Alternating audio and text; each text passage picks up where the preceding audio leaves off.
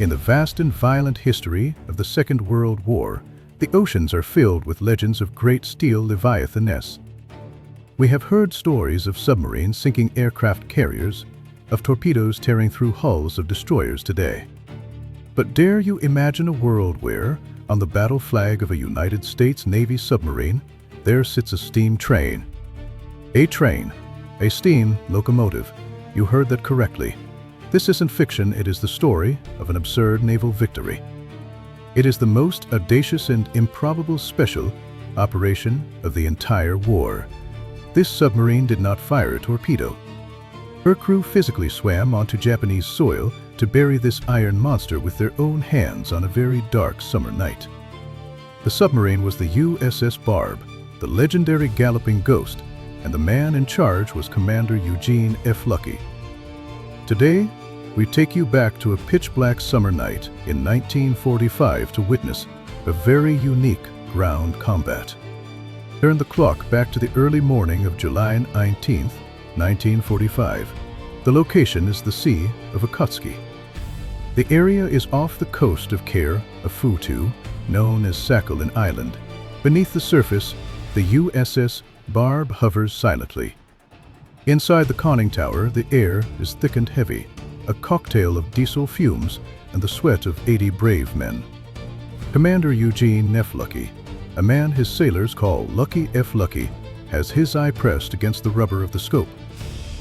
If other submarine commanders were hunters, F. Fluckey was a gambler who always pushed his chips all in on the mission.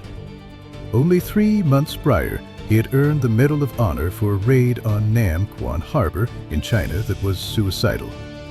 He had taken the Barb into waters so shallow that diving would mean hitting the bottom in a harbor mined on sides. He went in anyway, unleashed a spread of torpedoes into a convoy of 30 ships, and then, amidst the chaos and towering infernos, he drove his submarine like a speedboat, racing away on the surface at full throttle through uncharted, shallow waters to safety.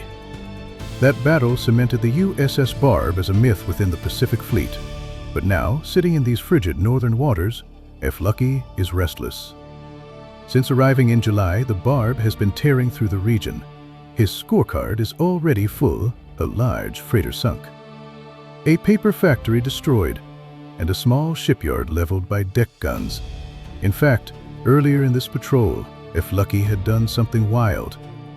F. Fluckey had done something that made the Navy's research department gasp. He had welded a rocket launcher onto his submarine deck. It sounds like science fiction, but it was real. Before setting sail, F. Fluckey had demanded rockets when the engineers looked at him. He insisted that a submarine shouldn't be limited to see targets. They jury-rigged a Mk-51 rocket launcher onto the Barb. On June 22nd, lying just 3 miles off the town of Shari, the Barb became the first submarine in history to launch rockets. At enemy soil, turning a strategic industrial center into a blazing ruin in seconds. Yet, for a man like F. Fluckey, even these victories were his tale. By mid-July 1945, the hunting grounds were empty. The Japanese merchant marine had been decimated by Allied submarines. The seas were barren. For a hunter-killer submarine, the absence of targets wasn't just boring, it felt like failure. It was amidst this tense atmosphere of inactivity that F. Fluckey, peering through the periscope, saw something that made his pulse hammer. Through the grainy lens, about 400 yards inland, he saw a railroad track that snaked along the coastline. It was a vital artery connecting the industrial hubs, and at that moment, a train, heavy with cargo, was chugging along the coast. It was a black iron serpent, loaded with military supplies and troops that should have been transported by sea. F. Fluckey stared at that train, and a cold anger rose within him as he realized the enemy's adaptation. With the sea lanes blockaded, the Japanese had turned to the rails as a desperate alternative supply line. This train was a transfusion line, pumping blood into the dying Japanese empire, preparing defenses for invasion. If we cannot find anything to sink in the water, F. Fluckey whispered, a dangerous smile touching his lips. Then we are going to sink that train. the ideast on the common center when he announced his plan. A submarine attacking a train. How? Torpedoes were useless against land and the deck gun was too risky. Train was a moving target, and surfacing to use the gun in rough seas would make the Barb a sitting duck. To damage the pressure hull this far from base in these freezing waters was a death sentence. Fluckey watched the rail line for 3 days. Like a patient leopard, he memorized the schedule and terrain. He realized the trains ran day and night, a constant flow of traffic connecting the north and south. He also noticed that while the tracks were close to the beach, large sections appeared completely unguarded. A plan, bold to the point of madness, began to form. If the submarine could not go to the train, why not send the crew? It was a violation of every tactical doctrine. Submarines rely on stealth and depth. Sending sailors to invade enemy territory was a job for the Marines, not submariners untrained in ground combat. If discovered, the shore party would be killed or captured, and the Barb could be forced to abandon them or risk destruction. But Fluckey didn't care for convention. He gathered his officers, specifically Paul Saunders and Billy Hatfield. I want to blow the train to hell, but am not risking the boat and am not using the guns. We are putting men ashore to plant charges. You need to build me something that will send that locomotive into the stratosphere. Billy Hatfield stared at the charge. It was meant for scuttling the submarine in an emergency. It had enough power to vaporize a locomotive, but how to trigger it? A fuse was too dangerous. The timing would be impossible to guess. Remote control didn't exist back then. He used to place walnuts on train tracks to watch them get crushed. He knew that when a train wheel passes over a rail joint, the immense weight causes the steel rail to depress slightly. That memory was the spark. We dig under the track. We put a microswitch between the rail and the tie. It's sensitive. If the rail dips even a quarter of an inch under the weight. To ensure it was waterproof and foolproof, Hatfield and Saunders went to work in the cramped torpedo room scavenging. They scavenged dry cell batteries and wired them in series. They took the entire assembly, explosives and switch, and carefully packed it inside a waterproof container they found in the galley, an empty pickle jar. This was their secret weapon, a death switch in a pickle jar designed to detonate directly under the locomotive's boiler. The device was ready. Now came the hardest parts, electing the men. Fluckey announced the mission over the ship's intercom. The boat erupted. Every man wanted to go. 80 hands went up. It wasn't just bravery, it was cabin fever. Fluckey, feeling the weight of responsibility, set strict, somewhat bizarre criteria for the sabotage squad. First, a non-negotiable unmarried men only. Fluckey refused to make widows. That cut the list in half. Second, physical fitness and swimming ability. If the raft capsized in the rough surf, they had to be able to swim back.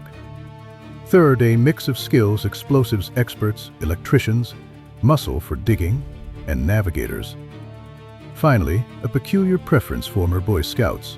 Fluckey, a former scout himself, believed their training in orienteering, first aid, and moving silently through the woods would be the difference between life and death.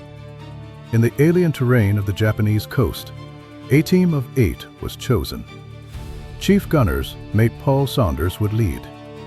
Billy Hatfield, the pickle jar architect, would handle the wiring. Along with them were Francis Sever, Lawrence Newland, Edward Kringle-Smith, James Richard, John Markison, and Lieutenant William Walker. These 8 men represented the tip of the spear.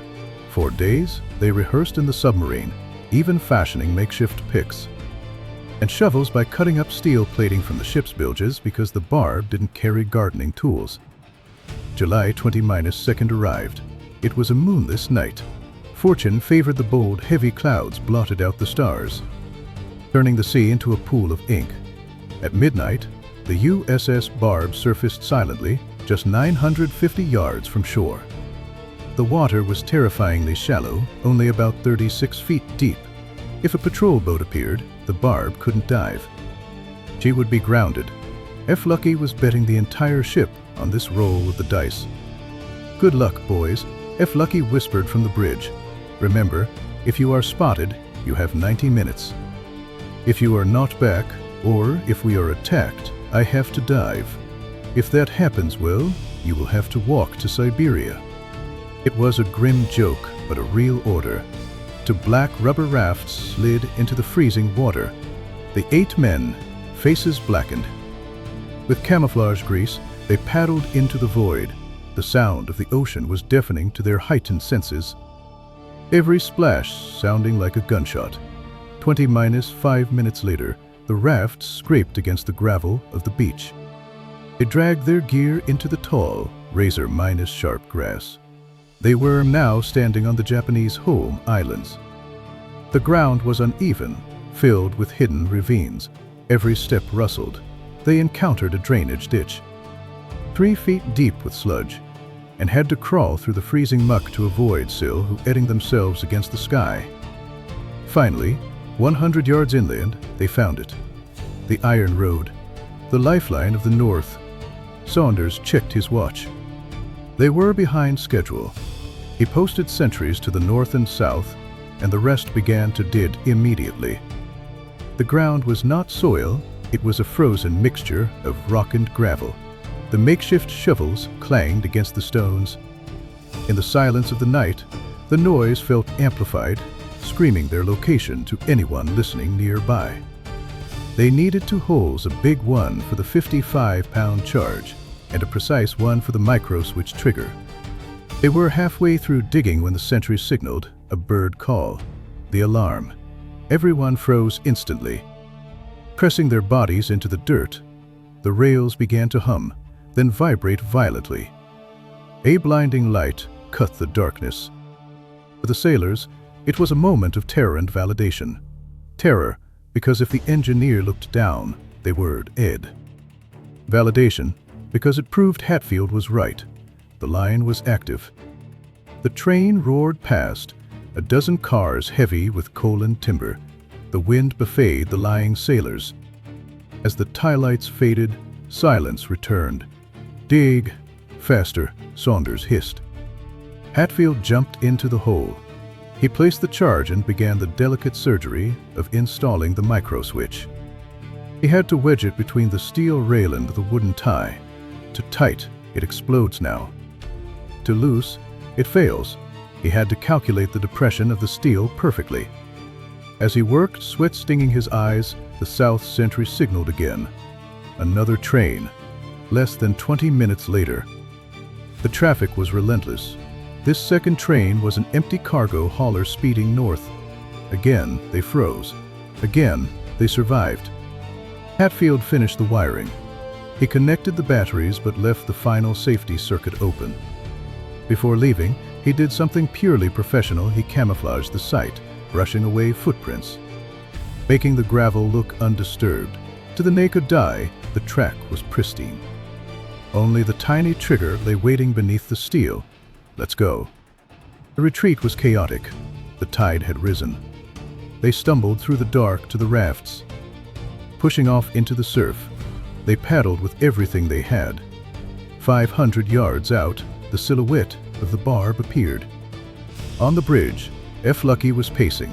Then, from the north came the sound, a low, rhythmic chugging. Not the ocean, a steam engine. It was 1:47 in the morning, July 23, 1945.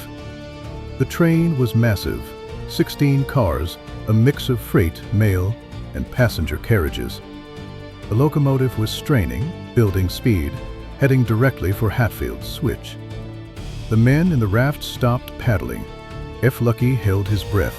The locomotive hit the switch. The night didn't just light up, it shattered.